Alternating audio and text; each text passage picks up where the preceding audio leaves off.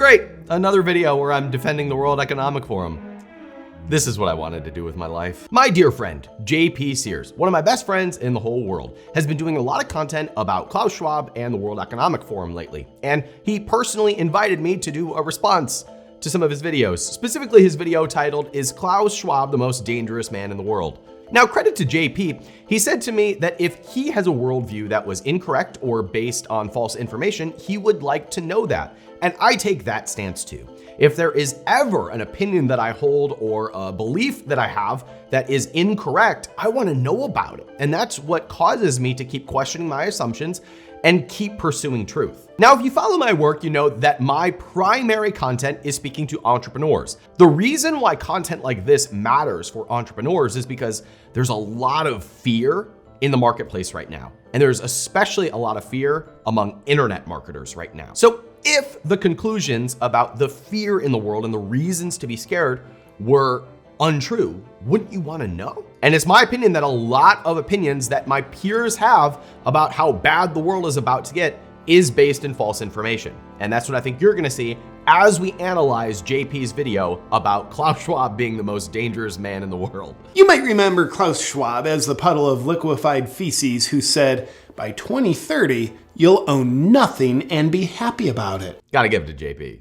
The man's hilarious. One of the things I noticed about JP when I first met him was I wasn't always sure when he was joking and when he was being serious. That puts me in a weird spot because I'm not sure if JP actually believes what he's talking about or if he's pulling my leg, but I'm just gonna go on the notion that he actually believes this stuff because the 16,000 comments on this video are all like, yeah, thank you for exposing the truth. But is it the truth? JP starts this video by talking about Klaus Schwab, the person who says that you will own nothing and be happy. Now, I've done an entire video about this quote, own nothing and be happy, and I would like to invite anyone who's watching this video to send me a link or show me a quote from any of his books in which Klaus Schwab says you will own nothing and be happy. After hours and hours and hours of digging, I'm pretty sure he's never said it. The only time that this has ever been said was in a 2016 Facebook video in which the World Economic Forum compiled some of the predictions of some of their members. And one of the predictions that was sourced was a prediction made by a member of the Danish parliament, Ida Auken, who said that in 2030, people will own nothing and they'll be happy. But this same Facebook video included predictions like 3D printing of organs, going to Mars, climate change affecting us, and eating less meat. These were just predictions gathered by different members of the World Economic Forum. They weren't said by Klaus Schwab, and I'm pretty sure he's never said you'll own nothing and be happy. I mean, the man is 84 years old. By the time 2030 hits, he would be 90. Do you think he's just like wants to be in a hospital bed being like, I own everything? He'll be f***ing dead. Klaus and the World Economic Forum want a worldwide digital ID system that determines your access to goods and services. It would monitor your online behavior, purchases, and biometrics. It kind of seems like he just wants to do away with the whole democratic process and give all the power to the state and whoever runs the state, the deep state.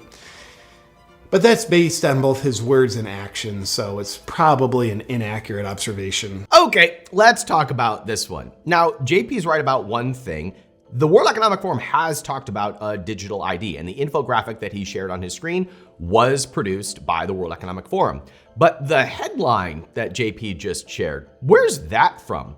Well, let's look it up. Turns out this headline is taken from the credible website reclaimthenet.org.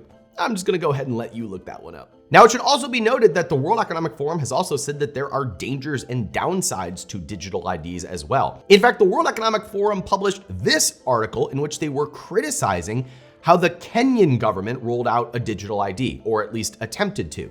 They talked about how there wasn't enough privacy in the rollout. They talked about how the structure was too centralized and could be abused by government powers. The World Economic Forum has said that in order to roll out a digital ID, in order to essentially replace physical IDs, that there needs to be a focus in privacy and decentralization so that no one controls the access to all of that information. I still have mixed feelings about a digital ID. I need more information about this. I'm not fully reconciled in one way or another. But the World Economic Forum has not been trying to force people to get digital IDs. They've actually been much more cautious than JP suggests in this video. This all just sounds like conspiracy, doesn't it? The World Economic Forum are good guys. Haven't you seen the headlines they pay for? Go green, right? Right? That's probably right. They truly are good guys.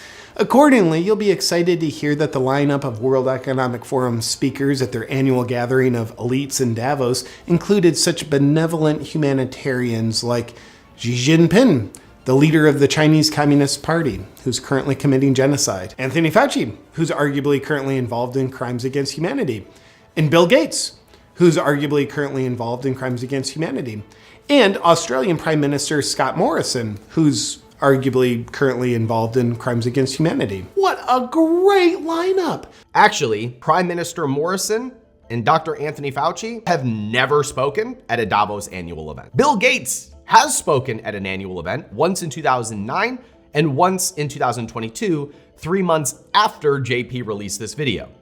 How did you know Bill Gates was going to be there? What do you know, JP? Now, all these individuals did participate in a digital summit that was held in January of 2022, which is what I think JP is referencing. These facts matter.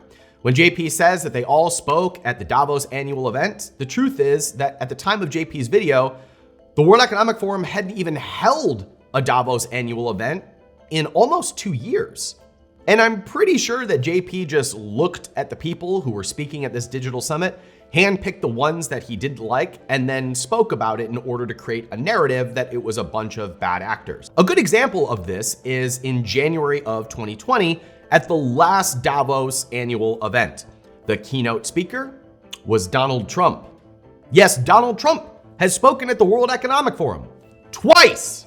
In fact, here's a clip of old Donnie shaking hands with the person that you say is the most dangerous man in the world, the man that you've accused of starting the COVID-19 pandemic. They look pretty chummy. And if you listen to the interactions between these two men, they're actually very respectful of one another. Klaus Schwab is very fair in his introduction of Donald Trump, and Donald Trump has very nice things to say about the World Economic Forum. Mr. President, the role of the United States and your personal leadership is absolutely essential. For this reason, your message here has tremendous relevance. Of course, I'm aware that your strong leadership is open to misconceptions and biased interpretations. Therefore, it is so essential for us in the room to listen directly to you. Thank you, Klaus, very much. It's a privilege to be here at this forum where leaders in business, science, art, diplomacy, and world affairs have gathered for many, many years to discuss how we can advance prosperity, security, and peace. It's important to show that this isn't just the elites that you don't like. It's the elites that you hang out with, JP. Is Trump in on it? Or did you make some assumptions about the World Economic Forum that were based in false information? This would be a good time to evaluate that. But wait, there's more! But my favorite Economic Forum speaker of all time is this reptile, Klaus Schwab's top advisor, Dr. Yuval Noah Harari.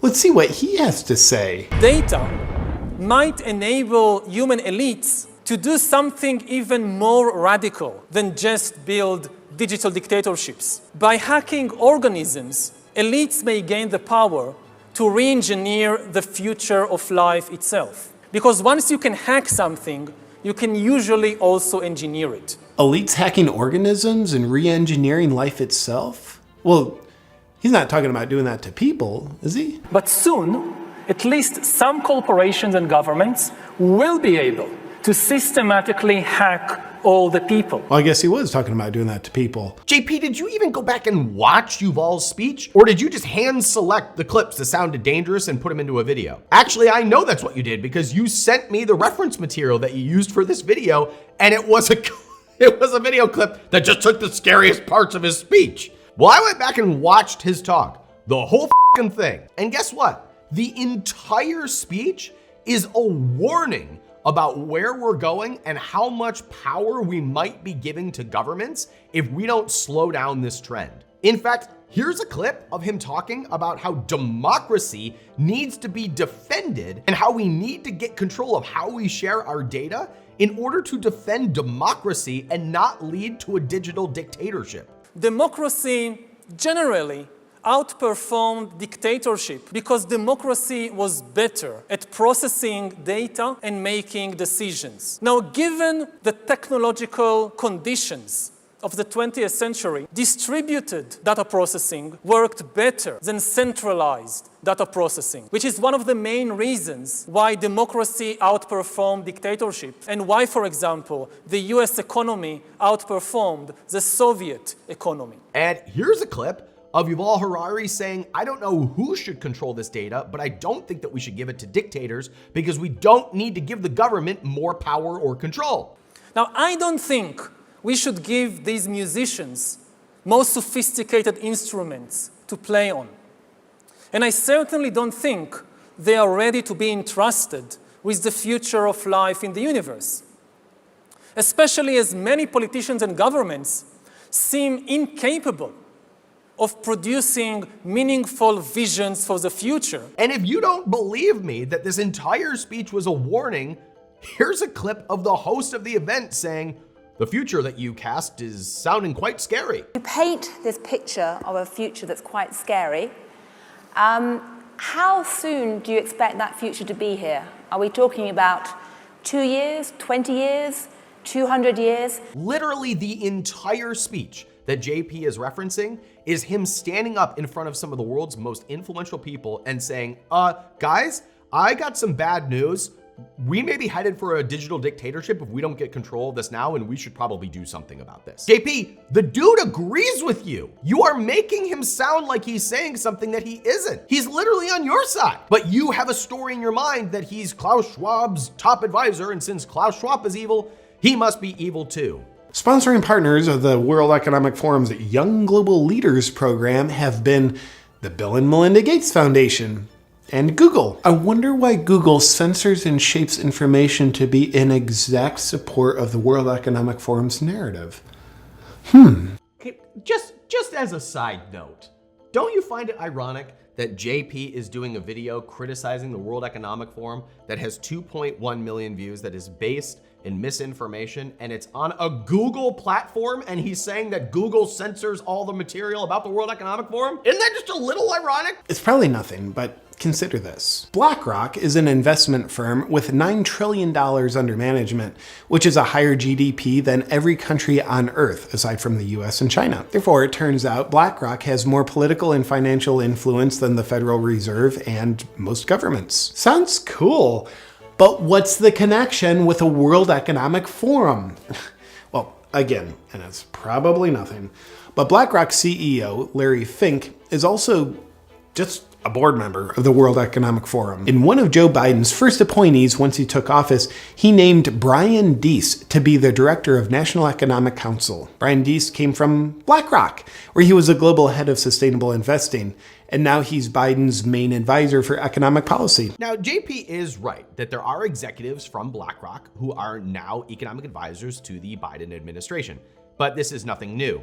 BlackRock CEO Larry Fink sat on an advisory panel for the Trump administration that also included Jack Welch, Jamie Dimon, and Disney CEO at the time, Bob Iger. Aha, see, this is where it starts. This is where Disney starts making all our kids gay. It is very commonplace for presidents to have a board of advisors from a variety of different large organizations and even private equity groups. This is where people on the right and the left get all up in arms about Goldman Sachs creating policy, or Merrill Lynch, or any of the other top financial firms having advisory positions in government. Now, we can debate whether that's a good thing or a bad thing, but to simply say that there are a few advisors in the Biden administration that come from BlackRock, and therefore BlackRock is running the show, is a huge stretch of the truth. But wait, this is my favorite part. He's coming. This is my favorite part of the whole video. Oh, fun fact, BlackRock is buying up single-family homes at an alarming rate, oftentimes paying 20 to 50% above asking price, so normal people like you and I can't own the homes. Back up the tape. Let's read this headline that JP just shared on screen. BlackRock, other investment firms, quote, Killing the dream of home ownership, journalist says. Did you catch that? The news headline is about what some journalist said. It's not that it's true. It's not that there's any data here. It's that a journalist says that BlackRock and other investment firms are killing the dream of home ownership. So who is this mysterious journalist that they're quoting? It's this guy, Pedro Gonzalez of The Chronicles magazine. The Chronicles magazine. It's a right-wing magazine. Is this a real estate magazine? Nope. Is this an economics magazine? No. Is this a financial newsletter? Ixnay. It's just a right-wing magazine. Is this guy particularly knowledgeable about the real estate market or economic trends or even BlackRock as an organization? Nope. But he has been on Tucker Carlson. Now, the best part about all of this is that BlackRock doesn't buy single family homes at all, not even a little. BlackRock is the biggest private equity group in the world, and they're a publicly traded company, which means that they need to disclose all of their investments in order to avoid government intervention. If they're caught lying about their investments, that spells bad news for the organization. And so they have to publicly release all the things that they're investing in, and they don't invest in single family homes. Now, they do have a large amount of real estate assets. This includes apartment buildings, and they buy a lot of mortgages. They also fund construction projects that are often used to then be rented out to people. But buying up single family homes and paying 20 to 50% above asking is simply not true. Now, there is an interesting pattern to all this. You know how you hear about ancient tyrannical rulers who would rule over their dumb people by saying things like, yeah, if you don't do all of this slave labor and let me sleep with your wives, then God's gonna make you all perish in a deadly storm. Good old fearmongering, a predictable pattern as old as time itself. But with Klaus and the World Economic Forum, it's climate change is gonna kill you, disease is gonna kill you, and a cyber attack's gonna get ya. So you better do as we say, or you're gonna die. So that's an interesting point. There is indeed a lot of fear mongering happening in the media. But just to make sure that we're talking about the same thing, let's define our terms. Fear mongering, as defined by the Oxford Dictionary, is the action of deliberately arousing public fear or alarm about a particular issue. Oh, that's interesting. The act of deliberately arousing fear about a particular issue. Maybe making up things about a group of people in order to paint a picture of conspiracy that isn't real. JP, you and I are both against fear-mongering, which is why I think me reviewing this video is so important, because your analysis of Klaus Schwab being the most dangerous man in the world is by definition fear-mongering. Here's how Schwab and his friends, who sociopathically never smile, fail at their great reset, and you succeed at remaining a free, sovereign individual. Be guided by your own critical thinking and what your heart and soul knows is right, and choose bravery over obedience. Obedience or bravery? Outsource your perspectives or do your own critical thinking? We are in the process of either the Great Reset or the Great Awakening. And the choice isn't Klaus Schwab's. The choice is yours. JP, you are absolutely right. I know that you think that you're raising awareness about a topic and that you are inviting them to use their own critical thinking. Let's define critical thinking. Critical thinking is defined as the objective analysis and evaluation of an issue in order to form a judgment. So I will ask you, is your video an objective analysis? Did you already believe that Klaus Schwab and the World Economic Forum were evil, and then you found confirmation for it and put it into one video? Or did you objectively look at all these pieces of information, analyze them in their own context, and then come to a conclusion? I think we've established in this video that you misquoted Klaus Schwab as saying things that he didn't say. You misquoted Yuval Harari into saying things that he didn't say. You misrepresented who's been at the World Economic Forum. You've misrepresented their policies on digital IDs. You've completely misrepresented what BlackRock actually invests in. And you've ignored the fact that people that you agree with, people that represent ideas that fly in the face of the World Economic Forum, are still invited to speak there in order to create balance and an idea of a shared conversation on important topics. That to me is not an objective analysis. That was based on a bias that you already had, and you pieced together clips that confirmed that bias, and you put them into a narrative that was this video that then got seen by over 2 million people. Those 2 million people who are now afraid of an organization that you made up facts about.